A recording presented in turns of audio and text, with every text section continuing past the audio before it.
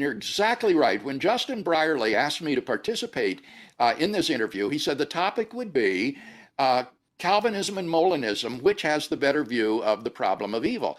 And I said to Justin, you're going to have to keep this discussion on track. This is not about middle knowledge versus anti-middle knowledge views. This is about which of these views has the better solution to the problem of evil.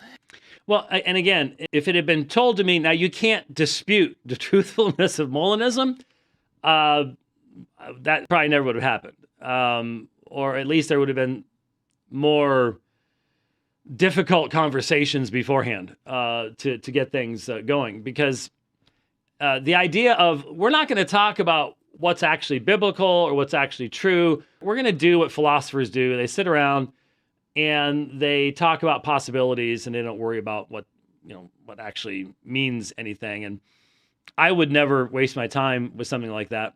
But like I said, the answer to the issue is to be found in the fundamental flawed basis of the central assertion of Molinism.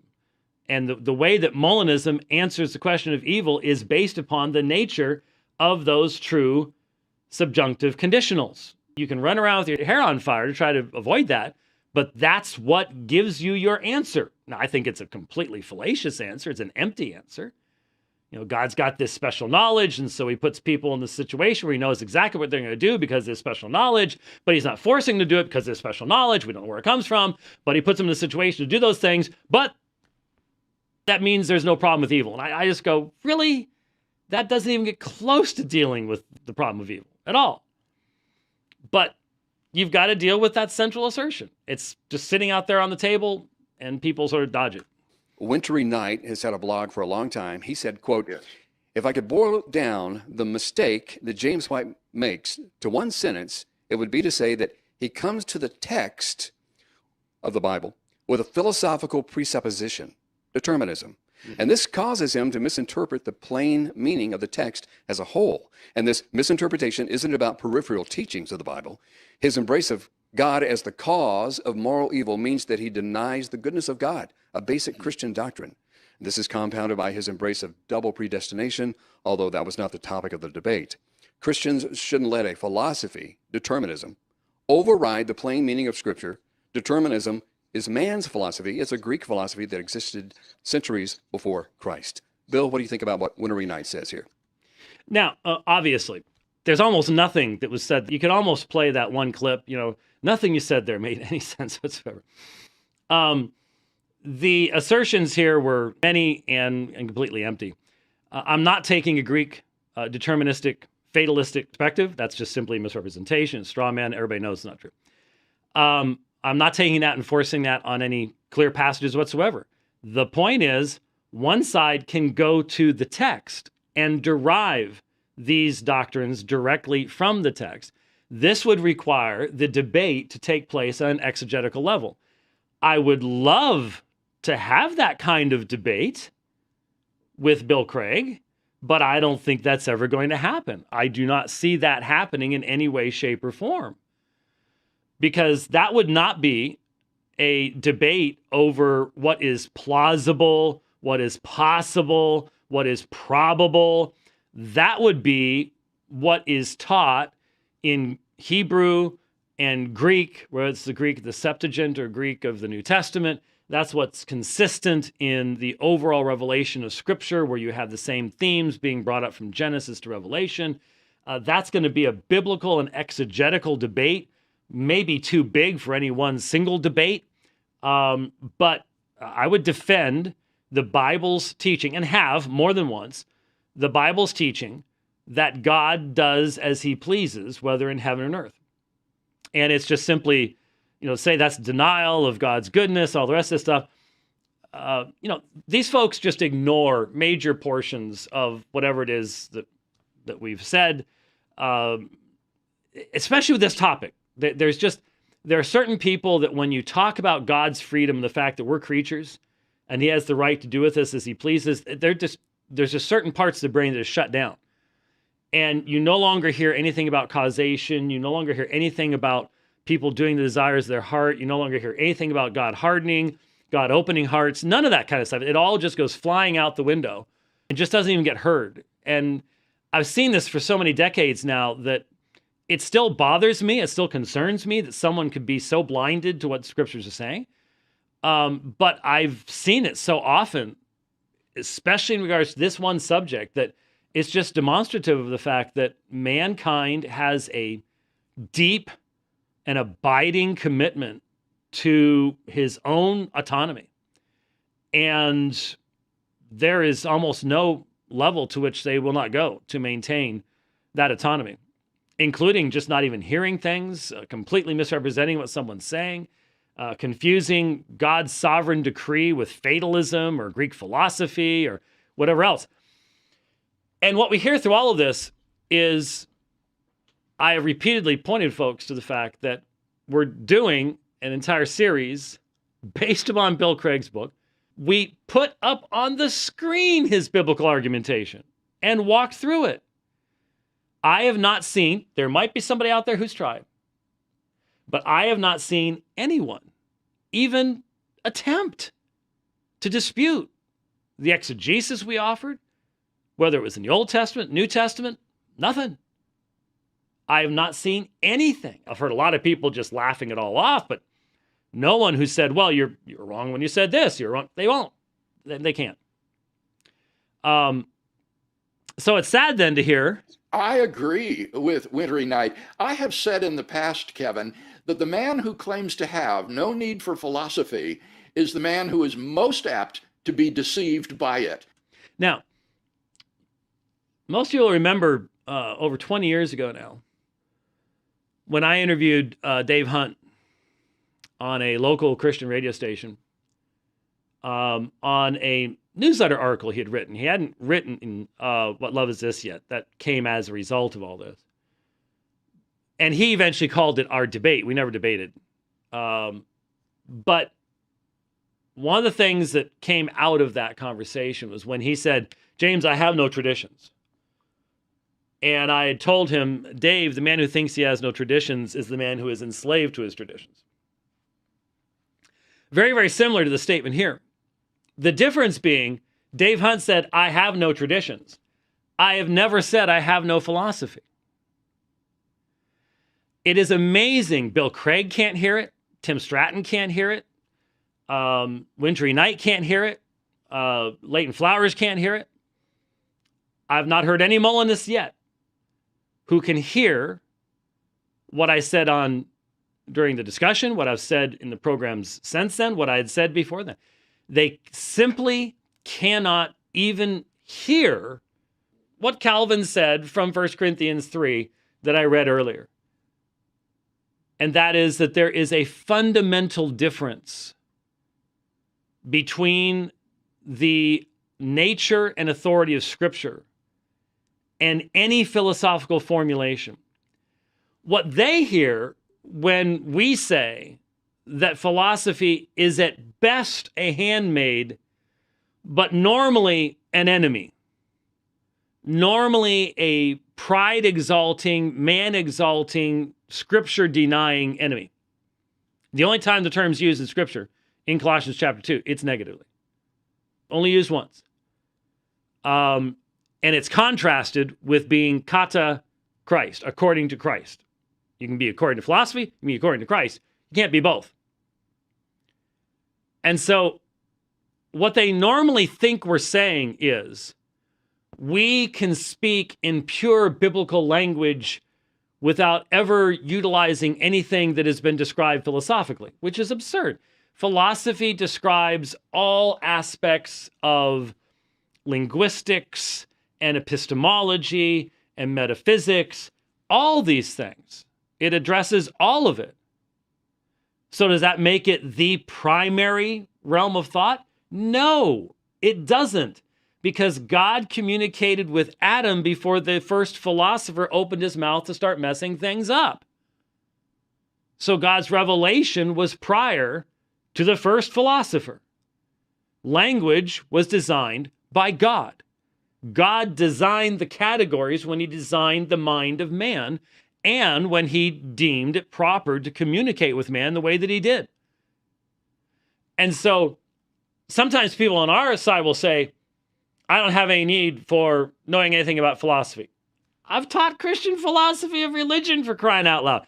I know that it's appropriate to know nominalism and realism, and there's a whole section in my church history notes to present to people. It's normally when people start falling asleep, but it is somewhat important, especially when you get to Gnosticism, to talk about Platonic forms and the Stoics and what was going on in Athens and all the rest of that kind of fun stuff.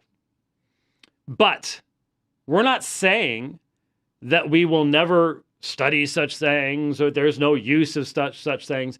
What we are saying is that any philosophical system, any set of metaphysics, any type of philosophical argumentation has to be subject to divine revelation in Scripture, and that is the scriptural pattern. And that they just can't even begin to understand.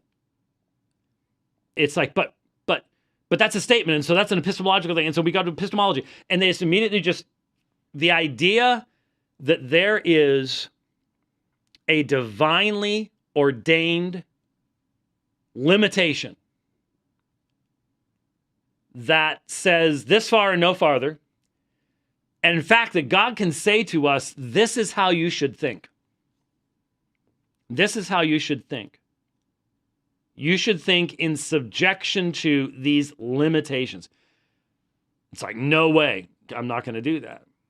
What we're saying is divine revelation is intended to be the source and origin of the truth we have about God.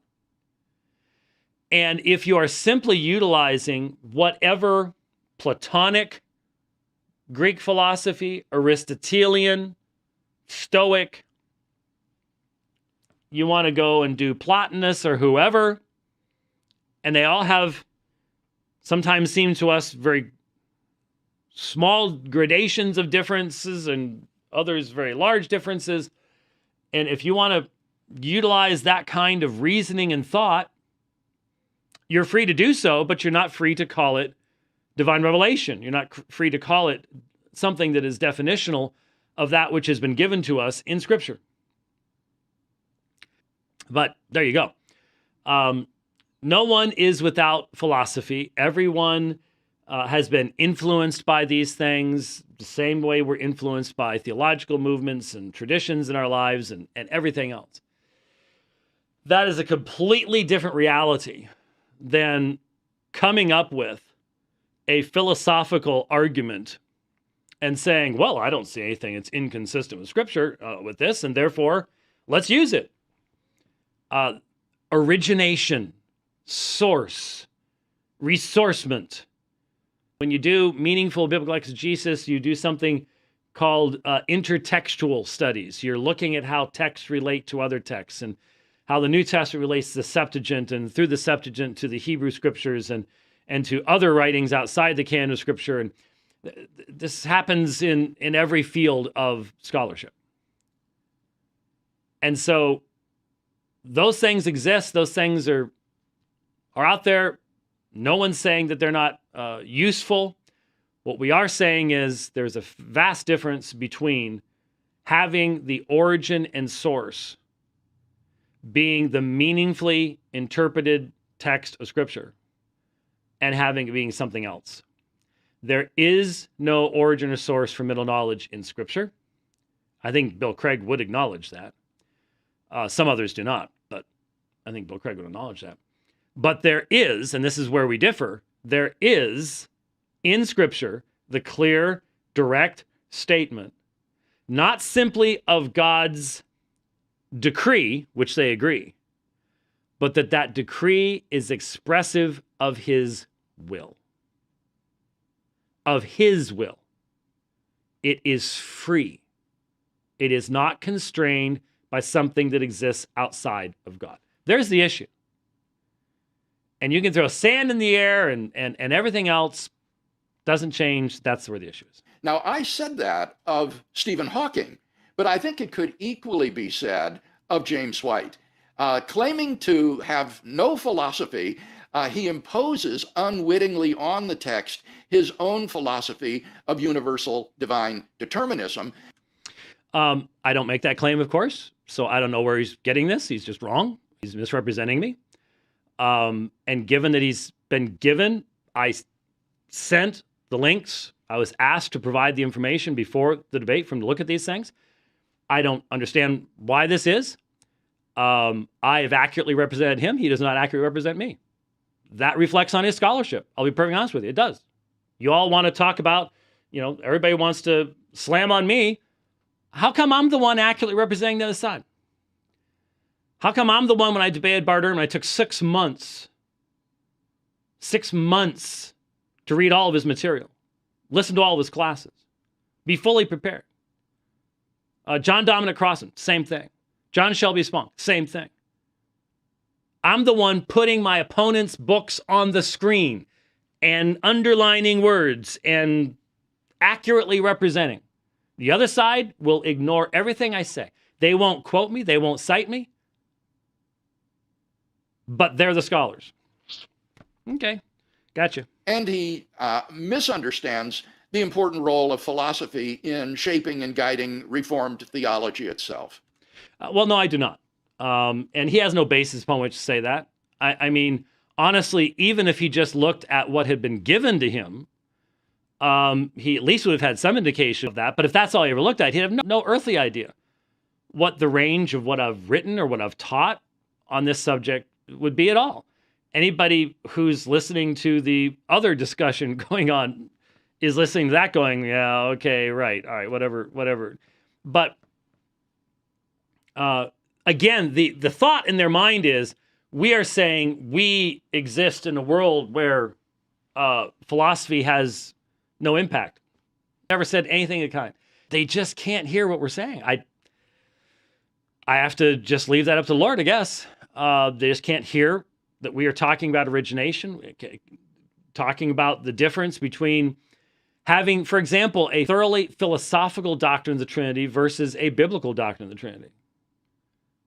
There's all the difference between those two things. There really is. But you can't make folks hear it.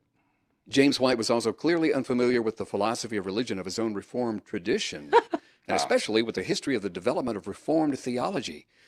Craig was able to correct him by showing him the books on Reformed dogmatics and explain the historical antecedents of Reformed thought. It's humorous. I feel sorry for these guys if this is all they've got, but it's humorous. Little background here. We were sent the link for this, again, this really neat program that Justin used, I think the day before.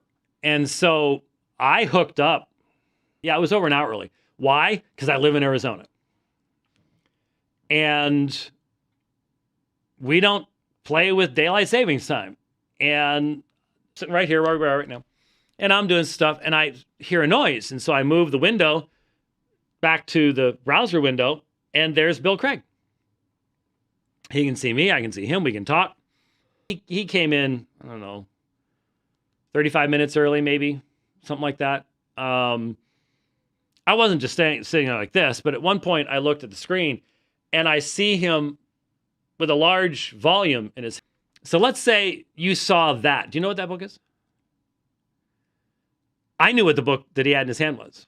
I knew he had Muller with him, the 4-volume set.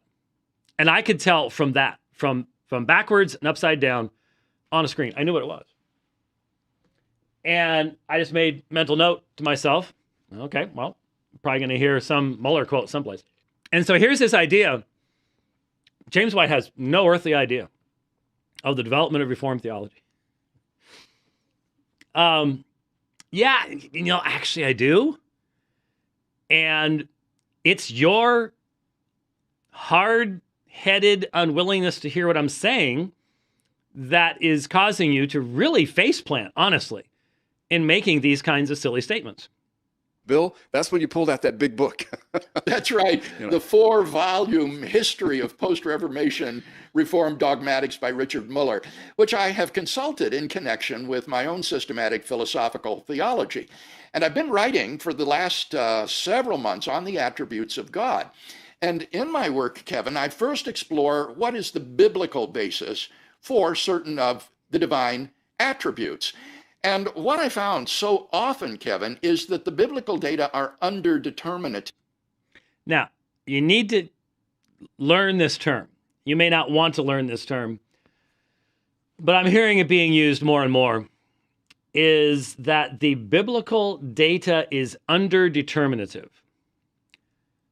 which is a way of saying there is insufficient clarity in biblical revelation to substantiate a particular position, or in this instance, what he's probably saying is that he is not as certain as people of the past have been in regards to whatever doctrine you might want to bring up. But you want to learn that particular term and where it's coming from. Attributes. And what I found so often, Kevin, is that the biblical data are underdeterminative, that it's frustrating. You can't prove from the Bible exactly what God's attribute is. So sounds like he's saying that for months now, he's been working on this. Well, congratulations. Welcome to the field that some of us have been engaged in for decades. I gave several examples in the conversation with James White. The attribute of necessity or necessary existence. I would love to have a scriptural proof text to show that God exists necessarily in every possible world. Now think about that one for just a second. That's not just underdetermined, that's not determined at all, because that is a philosophical concept that is completely outside of any Christian worldview. Where does Scripture talk about possible worlds, feasible worlds, any of that kind of stuff? Doesn't. God's the creator of all things. This is the world that he has created. We can have knowledge of no other thing. And so I would never even pretend to say that there is any kind of biblical foundation for the assertion that possible worlds is an element of divine revelation and Christian theology. Now, the necessity of God, that's just simply the conclusion of Christian creationism. And I mean creationism not in the modern sense of debate over time frames, but the fundamental assertion that what makes Yahweh Yahweh is that unlike all the gods of the peoples, he's the creator of all things. All things exist in him, through him, and for him. That's 1 Corinthians 8. That's Colossians chapter 1. That is an exegetical absolute necessity. There is no question, no way around it. That is absolutely given. And it's demonstrated with the exact same hermeneutical precision as the resurrection or the atonement or things related thereto. And so if you say, well, you need to prove from the Bible that there are other possible worlds, I'm going to go, the Bible doesn't teach there are other possible worlds, so I'm not even going to bother to try. Well, and you don't believe in the necessity of God. Well, I don't believe in a philosophical construct that posits some concept of possible worlds that would not be created by God. I mean, this is it. There is no connection between this and scriptural teaching.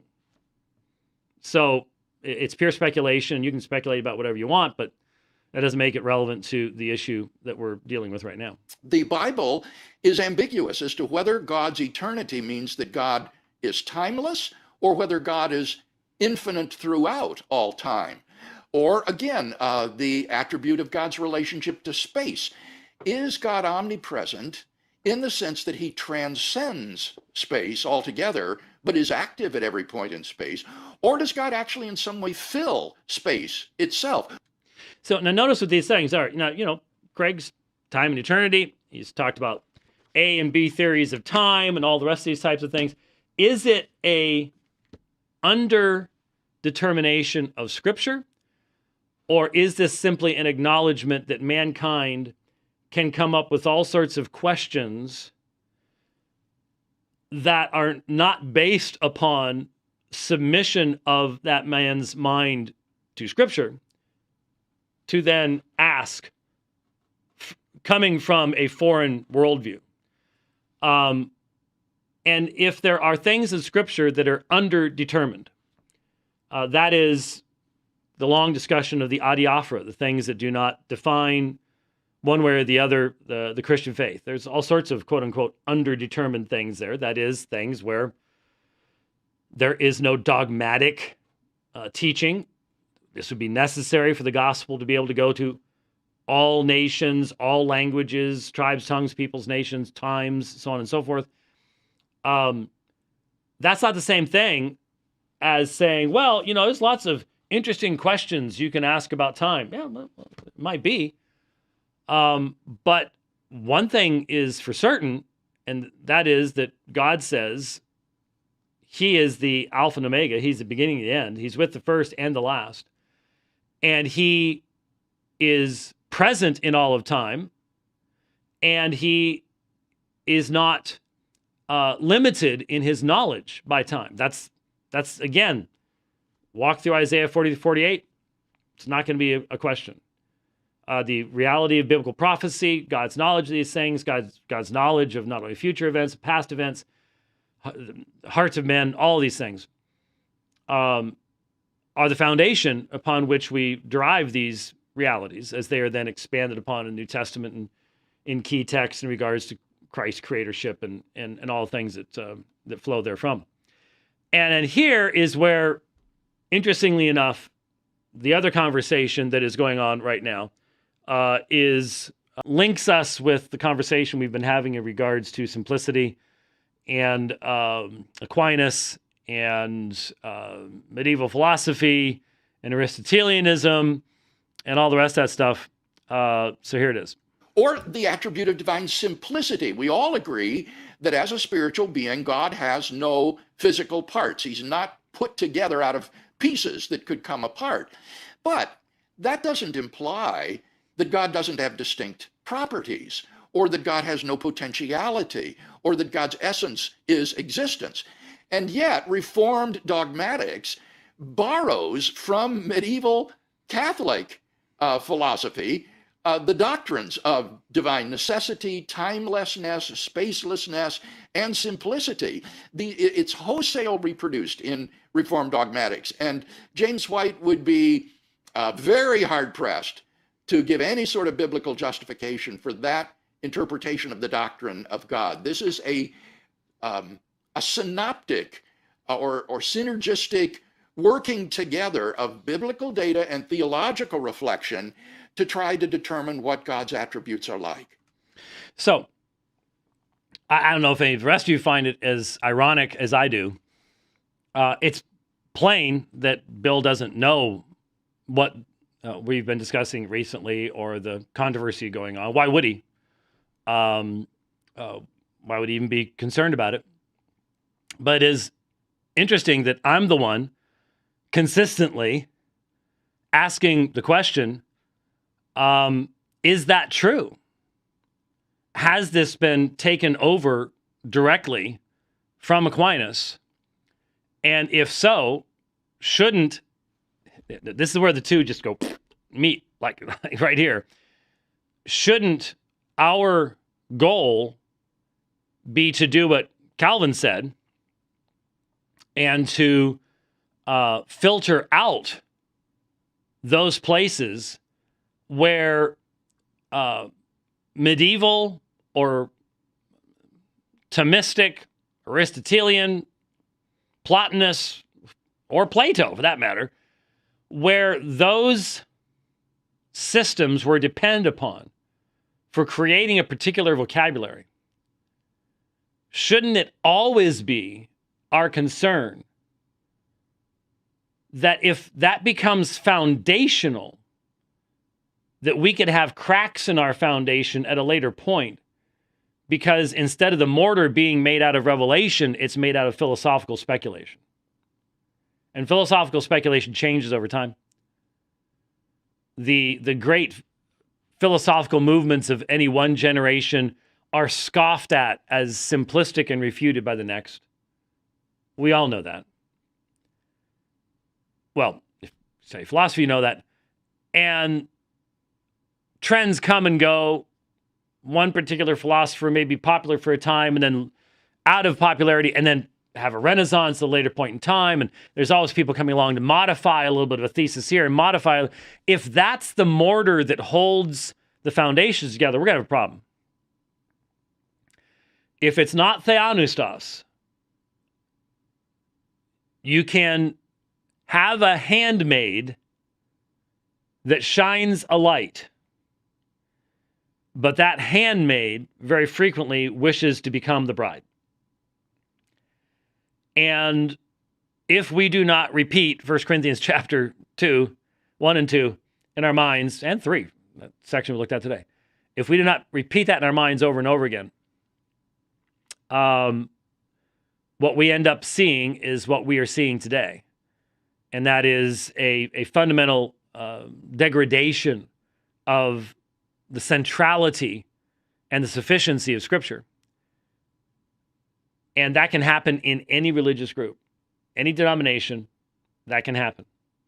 And I think one of the greatest dangers is Reformed men think that it won't, but it can. And it has. And we need to be very, very concerned about that.